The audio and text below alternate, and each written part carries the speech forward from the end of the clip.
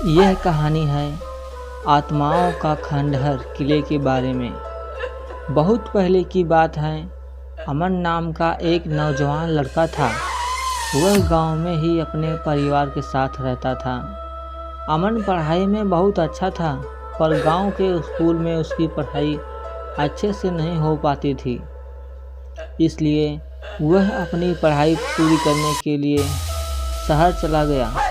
एक रात अमन अपने कमरे में बैठकर पढ़ाई कर रहा था। तभी अचानक चारों तरफ से घनघोर आंधी और तूफान आ गया और वो रात एक डरावनी और तूफानी रात बन गई। अमन को एक ऐसा मंजर देखकर थोड़ा डर लगने लगा और वह अपनी पढ़ाई बंद करके बेड में सोने चला गया। डर से उसे याद आया कि उसके रिश्तेदार का एक छोटा सा घर है, शहर से थोड़ी दूर पर है, लेकिन उसमें कोई नहीं रहता था और वहाँ भूतों का वास हो गया था। इसलिए वहाँ डर के मारे कोई भी जाता था तो उसने खुद से वादा किया कि वह भूतों से कभी नहीं डरेगा। दूसरे दिन जब अमन अपने दोस्तों के साथ शहर से बाहर एक खंडहर किले में घूमने के लिए गया। वह एक आत्माओं का खंडहर किला था। उस खंडहर किले के अंदर एक छोटा घर था। कहा जाता था कि उस घर में आत्माओं का वास है। वहाँ के लोग बताते हैं कि जब दुश्मन सैनिकों ने उस किले में हमला किया था तो वहाँ की औरतें उस घर में छुप गई थीं।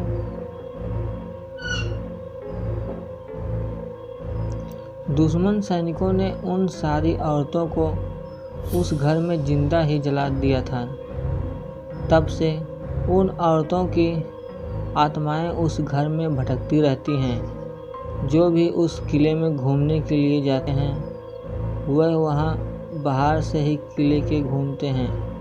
कोई भी उस घर के अंदर नहीं जाता। पर अमन ने खुद वादा किया था कि वो भूतों से नहीं डरेगा। इसलिए वो उस घर में जाने का फैसला किया। अमन से सारे दोस्तों ने उसे अंदर जाने से मना कर दिया, पर अमन नहीं माना। उसने अपने दोस्तों से कहा, भूतों से मैं नहीं डरता हूँ, तुम लोग देखना तो मेरा कुछ नहीं कर सकते हो। सही सलामत वापस आ जाऊंगा। तुम लोग थोड़ा देर मेरा इंतजार करना, मैं अंदर से घूम के आता हूँ। जैसे ही अमन घर के पास गया उसकी दिल की धड़कन तेज से धड़कने लगी। वहाँ पे खिड़कियों से ठंडी हवा आ रही थी और छत से पानी टपक रहा था, जिससे ऐसा लगता था कि अभी अभी इस घर में कोई रह रहा है और घर जैसे जीवित हो। उसने एक गहरी सांस ली और उसका धक्का देकर पुराने अजीब दरवाजे को खोल दिया। घर का भीतरी भाग बाहर से भी अधिक भयानक और डरावना हो गया था। उस घर की फरम्मट गई थी और दीवारें जाली की परतों से ढकी हुई थी। फिर उसने जलों को हटाते हुए एक कमरे में गया और जैसे ही कमरे के अंदर गया उसे महसूस होने लगा कि कोई उसका पीछा कर रहा है। अमन ने इस बात को नज़रअंदाज कर दिया और आगे बढ़ गया।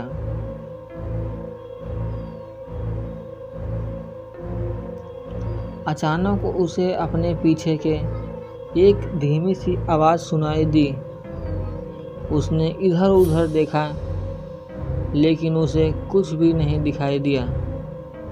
उसने खुद से कहा कि शायद यह सिर्फ मेरा डर है और फिर आगे बढ़ गया।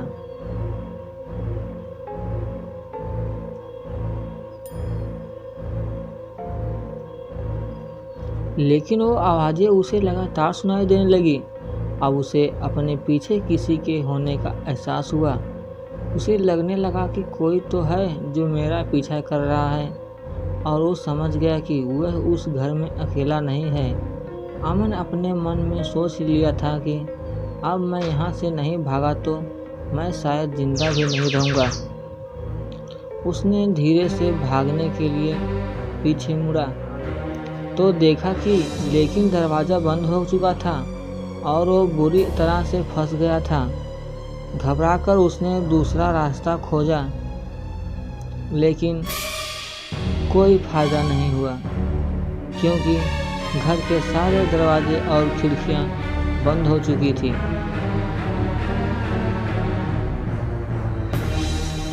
अमन महसूस कर रहा था कि कोई उसके नज़दीक आ रहा है और हवा हर कदम के साथ ठंडी होती जा रही है।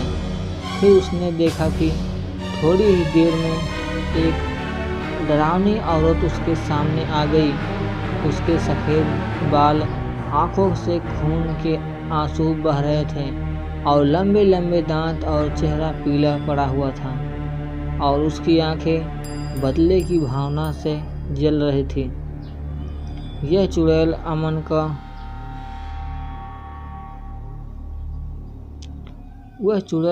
को और बढ़ी और वो अपना हाथ उसके छाती पर फेरते हुए उसके कान में धीरे से बोली, तुम्हें यहाँ कभी नहीं आना चाहिए था, अब तुम कभी नहीं जाओगे।